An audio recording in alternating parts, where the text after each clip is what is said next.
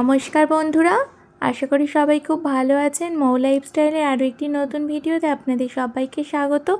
আজ তো মকর সংক্রান্তির অনেক শুভেচ্ছা রইল সবাইকে। আর আজ এই মকর সংক্রান্তির দিনে সকলের বাড়িতে তো কম বেশি অনেক পিঠেপুলি হচ্ছে।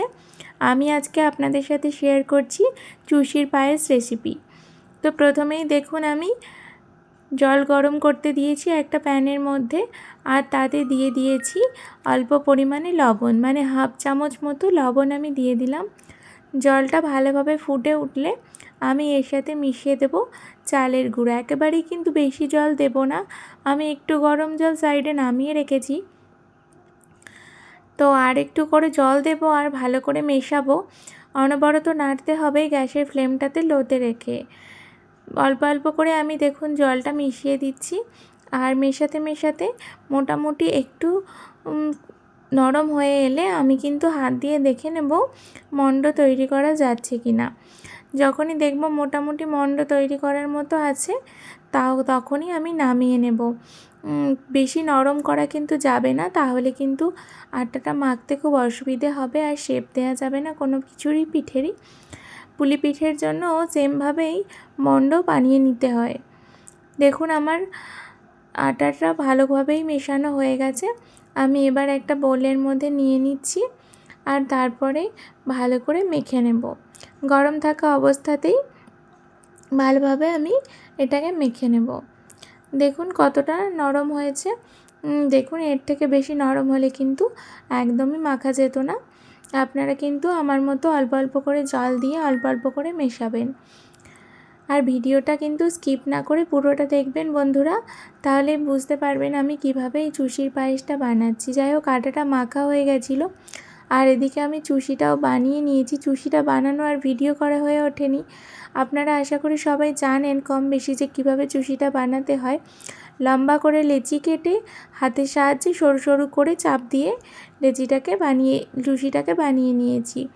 আর এদিকে আমি দুধ গরম করতে বসিয়ে দিয়েছি। দুধটা মোটামুটি একটু ফুটে উঠলেই আমি আরেকটা ফ্রাই প্যানের মধ্যে ট্রান্সফার করে দিচ্ছি। দুধটাকে কিন্তু একটু ভালোভাবে ফুটিয়ে নিতে হবে। ভালোভাবে দুধটা ফুটে উঠলে তারপরে আমি কিন্তু এর মধ্যে ওই চুষিগুলো দিয়ে দেব। তার আগে আমি দিয়ে দিচ্ছি দেখুন দুটো এলাচ। এলাচটা দিলে ভালো ঘ্রাণ আসে, তাই আমি দিয়ে দিলাম। এবার এলাচ দিয়ে একটু ফুটিয়ে নিচ্ছি, আর চামচ দিয়ে ভালো করে নাড়িয়ে নাড়িয়ে দুধটাকে ফোটাতে হবে। এবার আমি চুষিগুলোকে এই দুধের মধ্যে দিয়ে দেব। গ্যাসের ফ্লেম কিন্তু আমি প্রথমেই হাই করে দিইনি, প্রথমে একটু লোতে রেখেছি, তারপরে কিন্তু হাইতে দিয়ে দেব। লো টু হাই ফ্লেমে কিন্তু পুরো রেসিপিটা হবে। যারা আমার পুরনো বন্ধু তাদেরকে অসংখ্য ধন্যবাদ পাশে থাকার জন্য। আর যারা কিন্তু আমার চ্যানেলে নতুন আছেন তারা অবশ্যই আমার চ্যানেলটাকে সাবস্ক্রাইব করে আমার পাশে থাকবেন, আর বেল আইকন প্রেস করে রাখবেন, যাতে নতুন নতুন ভিডিও আপলোড করলে সবার প্রথমে নোটিফিকেশান আপনার কাছে চলে যায়। আর ভিডিওটা যদি ভালো লাগে তাহলে লাইক কমেন্ট শেয়ার করে দেবেন, বন্ধুবান্ধবের সাথে শেয়ার করে দেবেন একটু। দেখুন আমার দুধটা কিন্তু ফুটে উঠেছে, আর হাই ফ্লেমে আমি ভালো করে নাড়িয়ে নাড়িয়ে চুষিগুলোকে সেদ্ধ করে নিচ্ছি। চুষি মোটামুটি একটু সেদ্ধ হলে আমি তখন কাজু কিশমিশগুলো দিয়ে দেব। কাজু আর কিশমিশটা আমি আগে থেকে একটু 10 মিনিট আগে থেকে একটু গরম জলে ভিজিয়ে রেখেছিলাম। কাজু কিশমিশ দিয়ে আবারও ভালো করে নাড়িয়ে চাড়িয়ে নিচ্ছি। নাড়তে থাকতে হবে অনবরত, না হলে কিন্তু দুধটা আর চুষিটা তলায় লেগে যাবে। যেহেতু হাই ফ্লেম আছে গ্যাসটা, ভালো করে নেড়ে নেড়ে কিন্তু আমি এটাকে সেদ্ধ করে নিচ্ছি দুধের সাথে। দেখুন বন্ধুরা, একদম ফুটন্ত গরম দুধের মধ্যে চুষিগুলো সেদ্ধ হয়ে যাবে খুব সুন্দরভাবে। চুষি সেদ্ধ হলে পরে তারপরে কিন্তু আমি গুড়টা দেব। আগে থেকে কিন্তু গুড় দিলে আর চুষিগুলো সেদ্ধ হবে না। দেখুন আমি মাঝে মাঝে নাড়িয়ে দিচ্ছি, আর একটু করে থেমে যাচ্ছি, সব সময় আবার নাড়ছি না, যেহেতু অনেকটা সেদ্ধ হয়ে এসেছে। আর চামচ দিয়ে তুলে দেখে নিচ্ছিলাম যে সেদ্ধ হয়েছে কিনা। পুরোপুরি সেদ্ধ হয়নি, একটু বাকি আছে।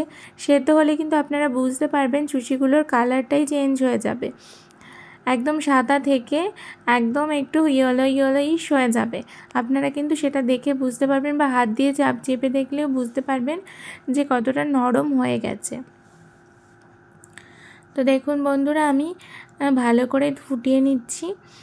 মোটামুটি এই রান্নাটা করতে 15 থেকে 20 মিনিট মতো লাগবে, ঠিক আছে, যেহেতু একটু সময় নিয়ে ফোটাতে হবে। দেখুন চুষিগুলো সেদ্ধ হওয়ার পরে আমি কিন্তু পাটালি গুড় অ্যাড করে দিলাম। আপনারা চাইলে চিনি অ্যাড করতে পারেন, তবে পাটালি গুড় দিলে যেমন কালারটাও সুন্দর আসে, সেরকম সুন্দর একটা গন্ধ আসে। এখন যেহেতু পাটালি গুড় পাওয়া যাচ্ছে, আপনারা কিন্তু দিয়ে দিতে পারেন অনায়াসে।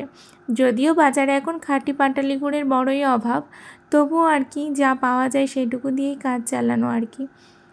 কী আর করা যাবে, যত দিন যাচ্ছে তত আসল জিনিসের থেকে নকল জিনিসের পরিমাণ বাজারে বেড়েই চলেছে। গুড়টা দিয়ে আমি কিন্তু ভালো করে ফুটিয়ে নিচ্ছি, আবারও ভালো করে ফুটিয়ে ফুটিয়ে একদম গাঢ় গাঢ় করে নেব। অনেকটা পাতলা আছে, এতটা পাতলা আমি রাখবো না। আপনারা কে কে এই চুষির পায়েস খেতে পছন্দ করেন আমাকে কমেন্টে জানাবেন। আর ভিডিওটা ভালো লাগলে কমেন্ট করবেন, কেমন হয়েছে সেটাও কমেন্ট করবেন। আপনারা বাড়িতে কী কী পিঠে বানিয়েছেন সেটাও কিন্তু আমাকে কমেন্টে জানাবেন। আপনাদের কমেন্ট আমাকে নতুন নতুন ভিডিও বানাতে উৎসাহিত করবে। দেখুন অনেকটা গাঢ় হয়ে গেছে। নামানোর আগে আমি স্বাদটা ব্যালেন্সের জন্য দিয়ে দিলাম 1/2 চামচ পরিমাণে নুন। নুনটা দিলে কিন্তু মিষ্টির যে ব্যালেন্সটা সেটা কিন্তু খুব সুন্দরভাবে হয়ে যায়। এবার কিন্তু নামানোর মতো হয়ে গেছে। এবার আমি নামিয়ে সুন্দর করে সার্ভ করে দেব।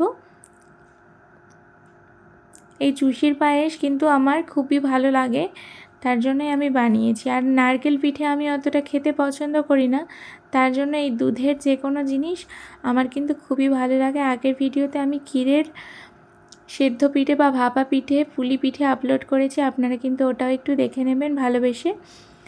দেখুন দেখুন চুষিরগুলোর কালারটাই এখন চেঞ্জ হয়ে গেছে। আপনাদেরকে তুলে দেখিয়ে নিলাম, আর আমি একটু হাত দিয়ে চেপে দেখে নিচ্ছি, পুরোপুরি সেদ্ধ হয়ে কালারটা একদম চেঞ্জ হয়ে এসছে। বন্ধুরা দারুণ হয় খেতে, খুবই সহজ বানানো। এইভাবে একবার অবশ্যই বাড়িতে বানাবেন। আজকের মতো এখানেই শেষ করব। আর দেখুন আমি সুন্দর করে সার্ভ করে দিয়েছি। দেখা হবে অন্য কোনো ভিডিওতে, ততক্ষণ সবাই খুব ভালো থাকবেন, সুস্থ থাকবেন, টাটা।